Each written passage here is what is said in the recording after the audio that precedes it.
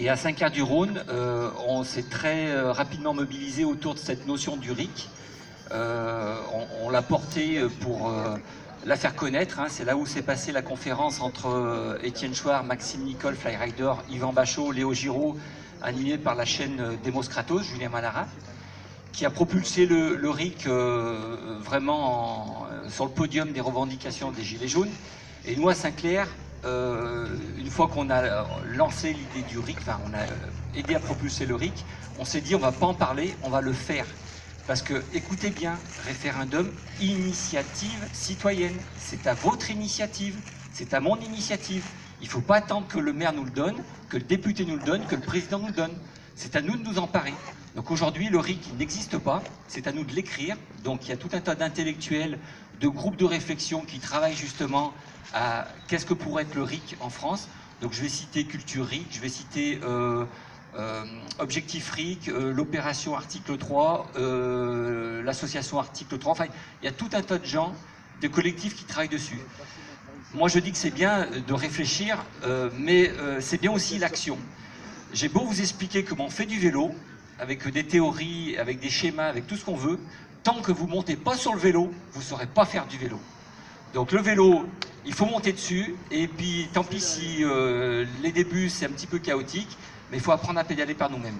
Et donc l'action que je vais vous proposer, c'est de monter sur le vélo en pratiquant le RIC. Alors le RIC, on le pratique, déjà, l'essentiel c'est de constituer une équipe, une assemblée. On parlait d'assemblée tout à l'heure.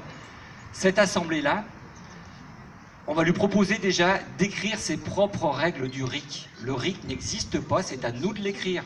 Donc, suivant le contexte, suivant votre contexte, vous allez devoir écrire vos propres règles. Est-ce qu'on fait voter les inscrits d'une liste électorale ou bien est-ce qu'on fait voter toute la commune? Est-ce qu'on y intègre les mineurs ou pas? Est-ce qu'on sélectionne juste un quartier, juste un bureau de vote? Est-ce que l'urne va être mobile? Elle va aller de porte en porte ou est-ce qu'elle est dans un lieu fixe, dans un bâtiment? Combien de jours on fait voter? Est-ce qu'on prend le système actuel le dimanche ou bien on fait voter 3 jours ou bien une semaine? Toutes ces règles-là, c'est à nous de les écrire. Ça, c'est la première étape de l'action. Une fois que vous avez écrit ces propres règles, donc vous avez défini le jour où vous allez faire voter, quelle est la population que vous allez cibler, vous commencez par faire un sondage.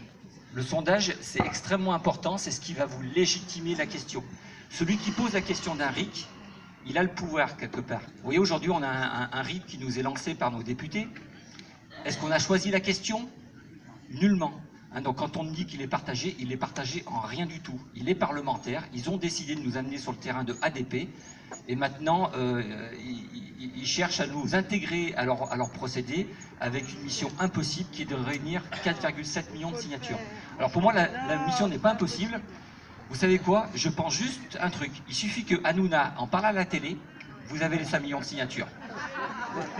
Il suffit que juste Hanouna en parle à la télé et on a nos 5 millions de signatures. Donc pour moi, je ne vais pas désespérer. Hein. Donc il suffit qu'il y en a un qui pète un câble à la télé et puis voilà, on a nos signatures. Donc par rapport à ça, l'action que je vais vous proposer, elle intègre du ADP. Pourquoi? Parce qu'en fait, nos parlementaires nous ont mis dans les pattes ce référendum qui a uniquement pour but, à mon sens, de détourner l'énergie de Gilets jaunes pour aller justement la mettre à aller chercher de la signature pour ADP. Sachant qu'une fois qu'on aura ces signatures, les deux chambres ont encore 6 mois pour faire une proposition de loi et au final Macron pourra déclencher un référendum et on ne sait même pas si ce référendum a un pouvoir exécutif. C'est certainement un référendum consultatif. Donc en fait c'est de l'enfumage complet au même titre que le grand débat était de l'enfumage. C'est exactement pareil. Le grand débat, c'est Macron qui nous l'a mis dans les pattes parce qu'il voyait que le peuple réclamait de la démocratie. Et les députés, voyant aussi que leur poste était mis en cause, ils se sont dit, tiens, allez, on va leur lancer quelque chose qui va les occuper, et une petite mission impossible. Donc on va récupérer cette action ADP dans cette action plus générale. Allez, je vais essayer d'avancer. Alors, une fois que vous avez cette équipe, on va déterminer 2 questions à poser au référendum. Une question type local, qui touche la commune, et une question type nationale. Alors la question type nationale, justement pour intégrer le ADP, elle pourrait être êtes-vous favorable à la privatisation de biens et de services publics sans le consentement du peuple? Et on cite, entre parenthèses, Péchinet, EDF, GDF, Autoroute de France. Sécurité sociale. Elle n'est pas encore privatisée, hein. Mais bon, ça pourrait. Voilà, mais c'est pareil, ça n'a pas commencé, mais c'est dans le programme, on va dire, hein. Mais actuellement, qu'est-ce qu'on a là? On a ADP, on a la Française des Jeux, on a Engie, où là, c'est actuel, hein. Et donc, en fait, l'idée de poser cette question, c'est d'amener la réflexion aux gens à qui on va poser la question, d'abord par le sondage et ensuite par RIC, sur cette question des privatisations. Et puis, on a une question locale, celle-ci, elle est déterminante. Je vous dis ça pourquoi? Elle prend en exemple, en fait, le modèle de Saillant. Vous connaissez tous un petit peu la commune de Saillant, hein, si vous êtes sensible au municipalisme.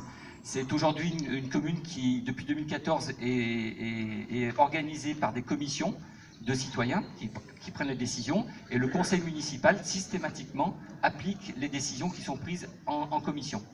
Et Saillant commence à débuter, ça a débuté avec un problème lié à un supermarché.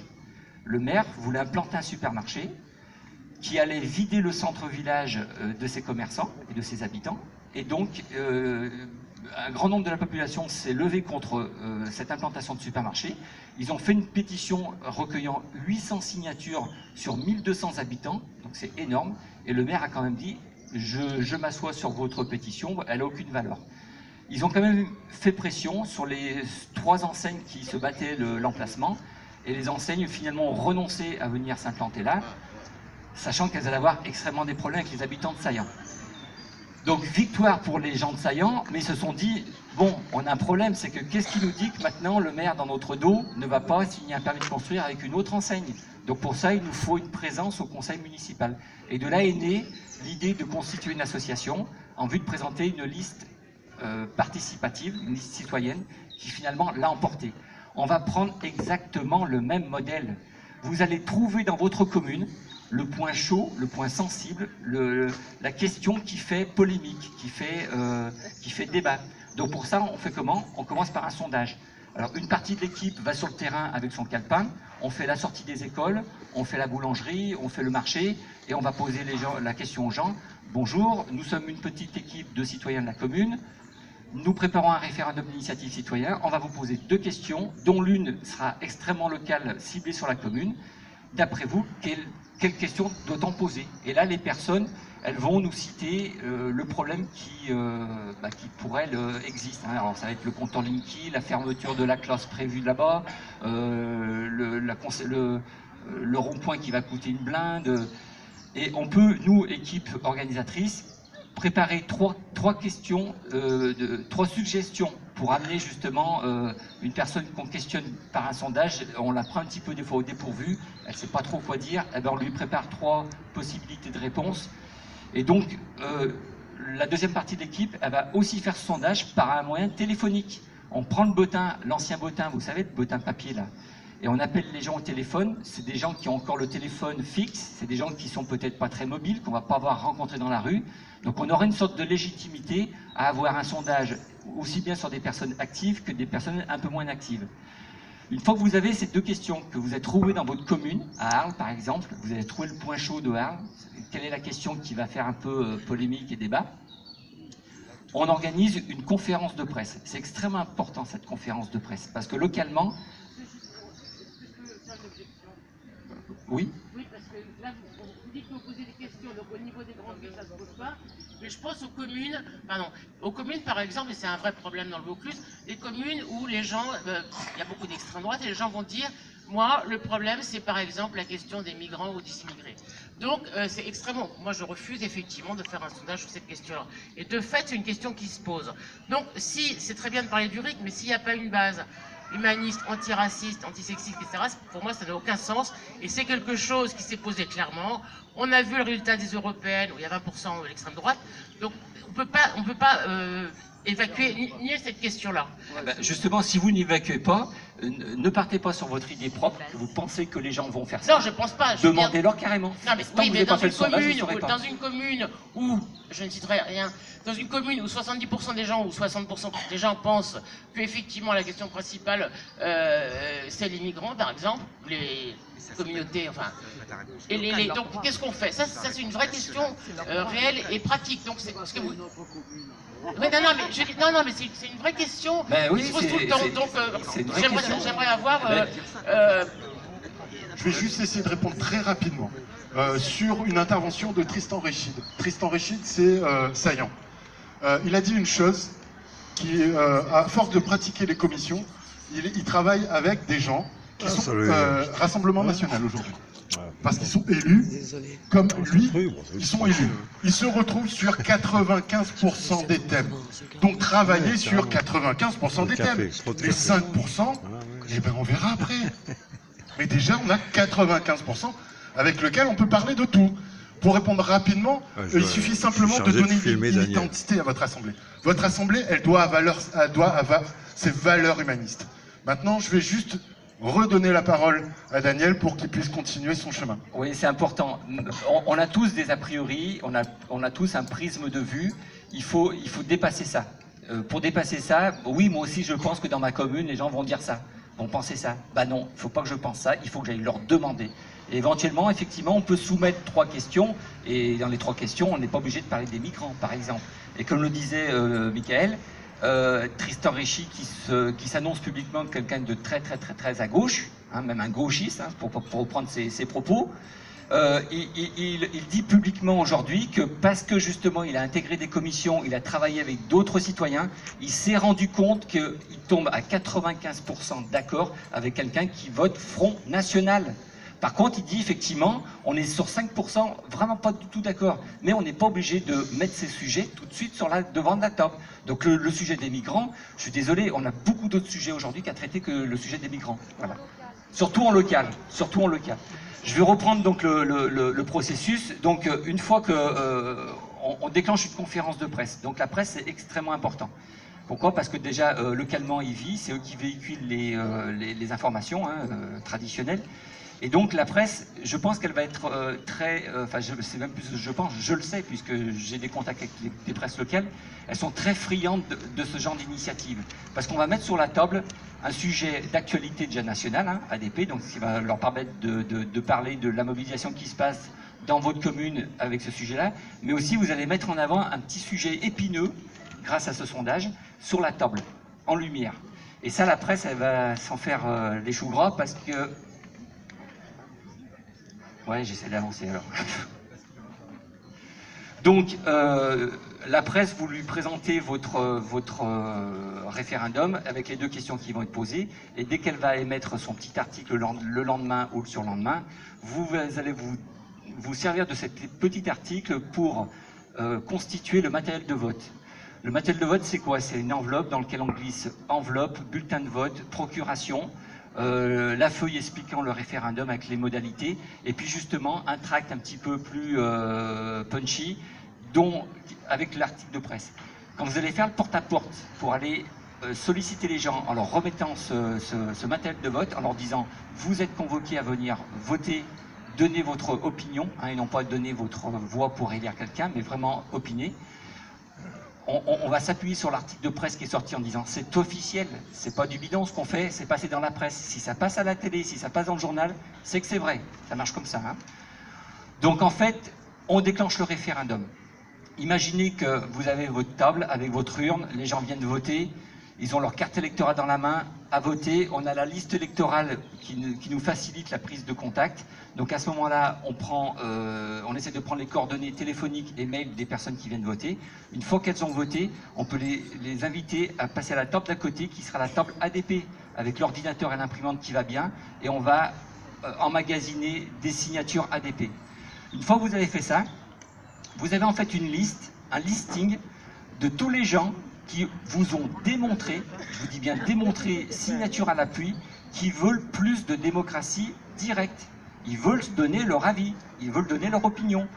Donc ces gens-là, on va attendre quelques semaines et on va les convoquer. On va les convoquer pour une réunion, pour une assemblée, une fête. Ça, c'est vous qui décidez. On va se féliciter quand on va les rencontrer, on va les congratuler. Ah ouais, je sais bien, mais... Ouais, je me dépêche. On va les... Par contre, je perds le fil.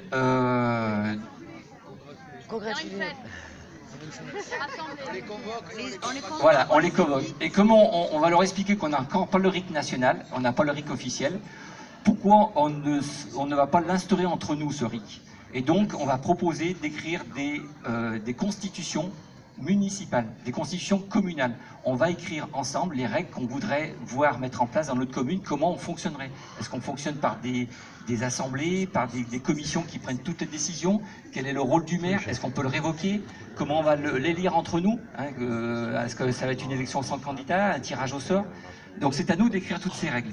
Et ce collectif qui va se constituer, on va le faire grossir en allant chercher les gens qui sont venus voter. On a leur nom, on a leurs adresses, on a leur téléphone. On va pouvoir les solliciter plus facilement. Et tout ça, ça a un but, c'est de, au final, proposer une liste aux élections municipales. Et cette liste, elle aura deux possibilités. Soit de gagner les élections, comme l'a fait Saillant, et à ce moment-là, bingo, le premier conseil municipal, on instaure la constitution communale, on désigne le maire sous le mode qu'on a choisi, et si on ne gagne pas, on aura quand même du poids, de la visibilité médiatique, et ce collectif-là, il pourra devenir un collectif de surveillance de la municipalité qui sera en place, et peut-être produire, comme le maire produit la lettre du maire où il vous explique tout ce qu'il fait de bien, eh ben, il pourrait y avoir aussi un comité de vigilance citoyen qui va produire la lettre citoyenne et qui expliquera les choses plutôt telles qu'elles sont, de façon neutre. Donc je vais juste vous dire que il y a un protocole qui existe, il est à votre disposition, le stand il est un petit peu à côté. Et puis pourquoi on prendrait nos communes? À mon avis, il y a quelque chose d'extrêmement important. C'est écrit dans ce livre, face à l'effondrement, si j'étais maire, c'est la résilience de nos communes. Aujourd'hui, comment on fait pour être autonome dans notre commune? Est-ce que alimentairement, on s'en sort dans nos communes? Si le supermarché n'est plus livré, comment on fait? Énergétiquement, comment on fait? Donc c'est, à mon sens, très très important que nous autres citoyens, on se réapproprie nos communes et qu'on se pose des questions comment on fait pour vivre en autonomie dans nos communes. Merci pour votre écoute, désolé d'avoir été si long. Merci beaucoup. Et de toute façon, vous disiez, c'est en expérimentant le RIC que vous allez pouvoir vous y faire. Donc n'hésitez pas à aller au stand. Il y a encore quelques questions, mais là on va devoir conclure. Christophe, je te laisse prendre la main. Ouais, très rapidement. Je pense qu'on peut prendre peut-être 4, 5, 6 questions maximum. Et